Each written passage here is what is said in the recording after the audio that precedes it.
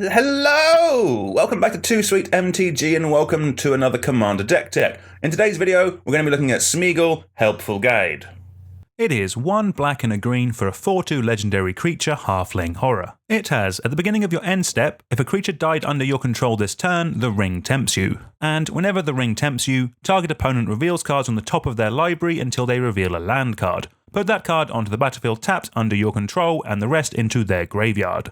I love this card. Both its abilities are just really fun. The top ability is one of the few repeatable bits of ring temptation out there. All that we need to do is have a creature die in our turn, and that is really not that hard to do.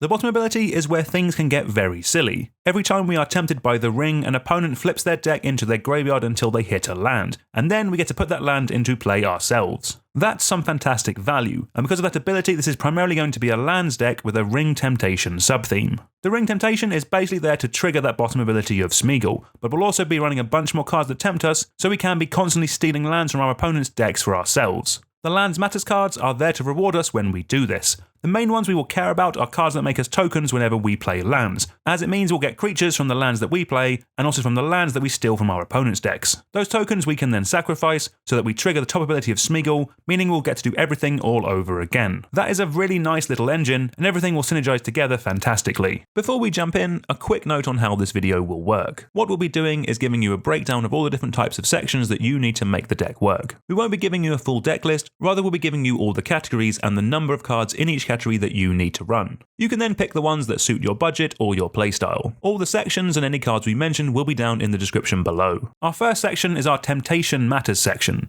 These are cards that are primarily here so we can be stealing lands from our opponents a bunch of times in a turn. First up, we have to talk about the 9 Nazgûl. How many of these you run will probably be dependent on the amount that you opened, because by God, these are already too expensive. Hopefully there's a secret layer or something to bring the cost of these down, as with our commander out, they basically all have get a land and put them into play tacked onto them as well. Next up we have Call of the Ring, very flavourful in this deck. At a base level, this will draw us 1 extra card a turn, but with all the other ring temptation that we'll have, this will draw us an absolute boatload of cards that is pretty much an auto-include. Next we have Dúnedain Rangers. This tempts us if we don't control a ring bearer whenever a land comes into play under our control. This might look like a one-time thing, but we'll have a lot of token makers and sacrifice outlets, meaning we shouldn't have too much issue not having a ring bearer so we can trigger this over and over again. There is actually a combo with this card that we'll go over in our WINCONS section. Then we have Shortcut to Mushrooms. This is a fine card that with our commander out is basically a rampant growth, but then it can also sit there, growing a creature bigger every turn. Then lastly, we have the Witch King of Angmar, a very annoying creature to deal with that tempts us whenever we take combat damage, and also makes an opponent sack a creature. Next up is our Lands Matters section. These are cards that will reward us for all the lands that we'll be playing from our own deck and also from our opponents. First up we have our Token Makers. These will make us plenty of fodder to sack, so we always get that trigger off of Sméagol, but they'll also do a great job of making us a deadly board state for when we want to swing through for some damage. We have cards like Scute Swarm, Greensleeves Maro-Sorcerer, Sporemound, Zendikar's Roil, Rampaging Baloths, and of course a late game bomb in Avenger of Zendikar. Then next we have Bloodghast, a fantastic card in this deck that we can sacrifice and bring back again and again. Moving on, next up is our Sacrifice Matters section. We use these to sacrifice those tokens from our land section whenever we need some additional value. First up we have Gollum Patient Plotter. While this is a little slow, it just does everything that we want. It's a creature that we want to sacrifice, which importantly tempts us when it dies, and then we can use it as a sacrifice outlet to return it to our hand to just do it all over again. Next we have some dedicated sacrifice outlets. Cards like Carrion Feeder, Viscera Seer, Woe Strider and Yawgmoth Physician are all fantastic creatures that we don't have to pay mana to sacrifice things. Meaning we can do it whenever we want no matter how much mana we have. These are perfect for getting a token into the bin so we can trigger Sméagol at the end of turn. Then we also have cards like Ashnod's Altar and Phyrexian Altar, as free sacrifice outlets that double up as some mana ramp as well. Then we have Braid's Arisen Nightmare, a fantastic sack outlet that if our opponents don't copy our choices, lets us draw a card, which we always love.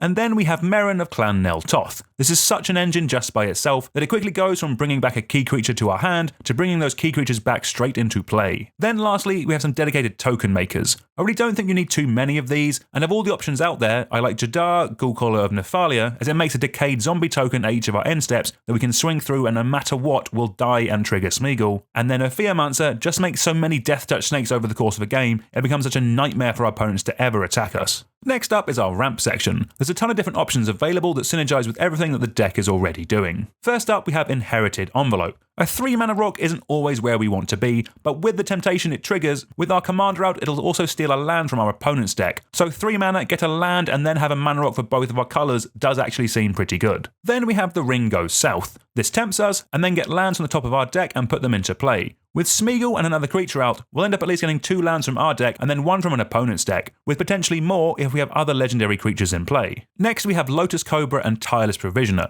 Lotus Cobra makes us mana whenever a land comes into play, and then Tireless Provisioner can make us a treasure when a land comes in, ready for us to use it whenever we need it. Then we have Diligent Farmhand, Neverwinter Dryad and Sakura Tribelder. These are all fantastic creatures that sack themselves to go get a land out of the deck and put it into play. These just synergize with everything that we're doing, they will be fantastic. Next we have a couple of mana dorks. We can run a couple as nice and early ways of making mana. These are always just solid, and because they're creatures we can always sacrifice them away for value later. Then lastly we have some rampant growth effects. We only need a couple, but they'll be great at triggering all of our permanents that care about landfall that we mentioned earlier. Moving on next to our card draw section, and we have a ton of good options for us to consider. First, and obviously, we have the One Ring. Sméagol finally got his hands back on his precious, and it's just a good magic card that draws us a bunch of cards. Then we have Tireless Tracker. This makes clues whenever lands come into play under our control, which we can crack for some lovely card advantage later. Next up we have some one-time card draw spells that also sacrifice some of our tokens away. Cards like Village Rites, Deadly Dispute and Nasty End are just really solid bits of card draw that'll keep the deck ticking over.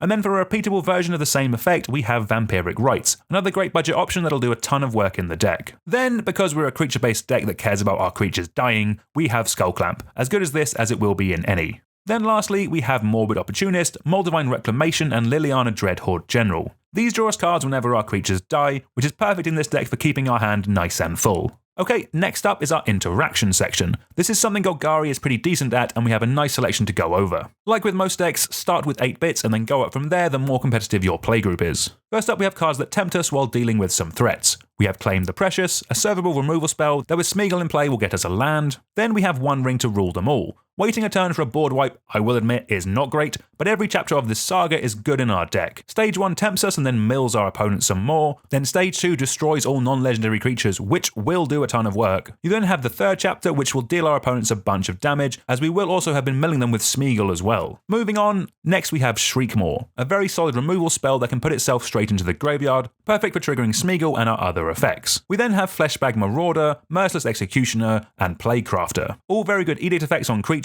that can always find a place in a deck like this that cares about sacrificing our own stuff. Then we have Attrition, a fantastic card that lets us cash in any creature to turn it into a removal spell, absolutely perfect for this deck. We then have Haywire Might and Cankerbloom, 2 very solid creatures that answer some enchantments or artifacts while also putting themselves into the bin. Then we have some really great targeted removal for you to choose from. Cards like Assassin's Trophy, Beast Within and Putrefy are all fantastic ways of dealing with an annoying threat. Then a card I absolutely love, Ingrist the Hungertide. It just does a little bit of everything that we want. It makes us tokens, it destroys something, and then the bottom ability is a nice backup win condition as well. For some board wipes, there are budget options out there, but Toxic Deluge and Damnation are just the gold standard for when you need to get the job done. Next up is a little bit of protection. Sméagol is a hell of an engine, and our deck works so much better with it in play. First we have Bombadil's Song and Heroic Intervention, very solid cards for when we need to dodge a removal spell. Then, as in any deck that wants its commander around a lot, you have cards like Lightning Greaves and Swiftfoot Boots, staples for a reason, they're just very solid.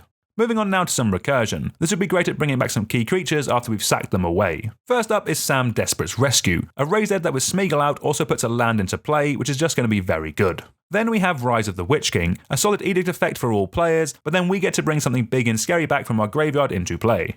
And then we also have Reanimate and Animate Dead. Remember that we are milling our opponents with Sméagol's ability, so our opponents' graveyards will be nice and big as well, so spells that can bring things back from any graveyard will be amazing. Okay, with the core of the deck out of the way, let's go over some dedicated ways of winning the game. First we have Sir Conrad the Grim and Dreadhound. These are both beasts of magic cards in this deck. Not only will these ping out an opponent whenever a creature dies, but also whenever a player mills a card, which is busted with Sméagol and everything else that this deck is doing. Next, we have Obnixilis the Fallen. With all the lands coming into play under our control, this obby quickly becomes huge, all while bolting players, a fantastic card. Then, with all the mill and things dying, Rise of the Dark Realms is a late game haymaker that brings everything from every graveyard back into play under our control. Basically, if we cast this late, we are winning the game. Then next up, we have Fiend Artisan and Birthing Pod. With so many utility creatures in this deck, this will just be really helpful for us to find the exact answer that we need at any point in the game. They can even find us a cheeky little combo. That's right, Sméagol is a combo machine. If you have Sméagol plus Dúnedain Rangers, combined with any landfall token maker and a free sack outlet, it's a near infinite combo that will win us the game. How it works is you need all 4 bits in play and to not have a ring bearer. That should be easy because you have the sacrifice outlet ready to get rid of it. We play a land and we first resolve whatever is making the token. We then resolve the temptation off the Dúnedain Rangers, specifically choosing the token we've just made to become our ring bearer. Sméagol then triggers because we've been tempted. This makes an opponent mill until they hit a land. When they do, that land comes into play under our control. When it does, you hold priority and sack the token ring bearer to the sacrifice outlet. You then don't have a ring bearer and a land has just come into play. You can then repeat all of those steps until all of your opponents have run out of land to mill from their decks. It's technically not infinite, but you will have every land from your opponent's libraries under your control, and they will only have a couple of cards left to use. I think you'll admit that's pretty snazzy.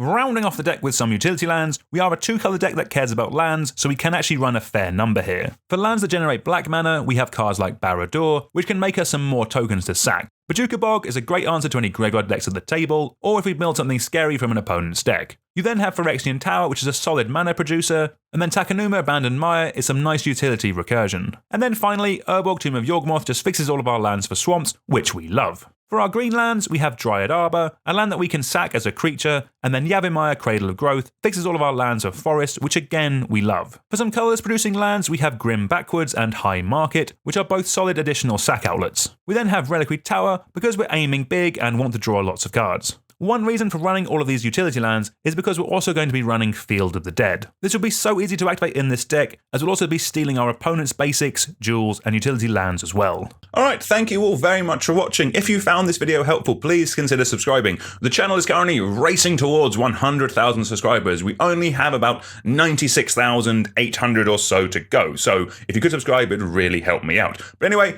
until next time, I will see you all soon. Goodbye.